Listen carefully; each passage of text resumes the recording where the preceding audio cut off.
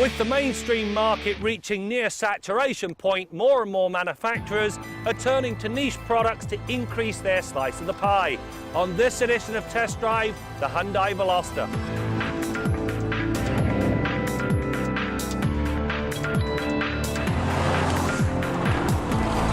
The whole niche market has been exploding of late. The list of cars includes everything from the Honda Cross Tour to the new Mini Coupe. None of the players are designed to sell in numbers, but rather to offer something that does not exist elsewhere. The Hyundai Veloster more than fits that bill. It is overt in its styling and, as such, enjoys enormous road presence. Unfortunately, the bold style just does not transcend the sheet metal.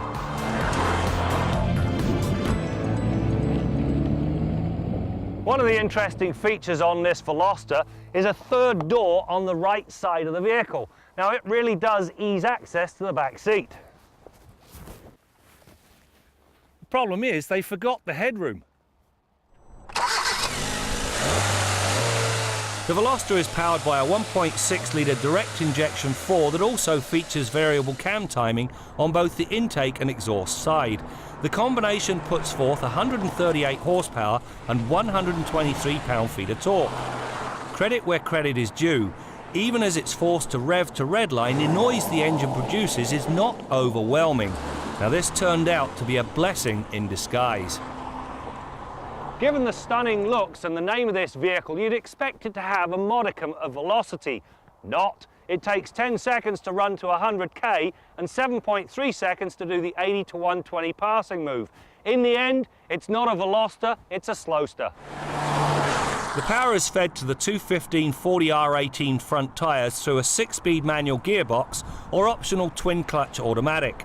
The tester arrived with a do-it-yourselfer. The throws are respectively short, the gate is well defined, and the clutch is light and progressive, all of which means the manual is very easy to live with in a congested urban environment. Throw in a tight turning circle and it wheels about town very nicely indeed. You can order this Veloster with as much or as little equipment as you want. This one arrived loaded. Panoramic sunroof, a great dimension audio system and a navigation system with a backup camera. Not everything, however, is hunky-dory. The grab handles, they look great from a stylistic point of view, but they block the buttons that are situated behind them. And as with the rear seat, if you're over 6 feet, you need headroom. When it comes to handling, the Veloster does live up to its looks. Those 18-inch tyres provide plenty of grip as the suspension dials out most of the body roll. Through the pylons, the Veloster proved to be surprisingly good. The tendency to slip into understeer is controlled, and this in spite of the winter rubber it was wearing. If there is a wish, it would be for a little more feel from the steering.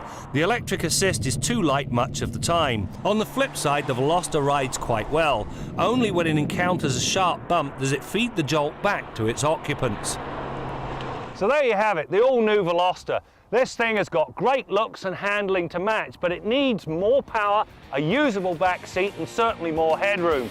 In the end, it comes across as being a very niche vehicle, one that's aimed at that 5'7" lonely guy.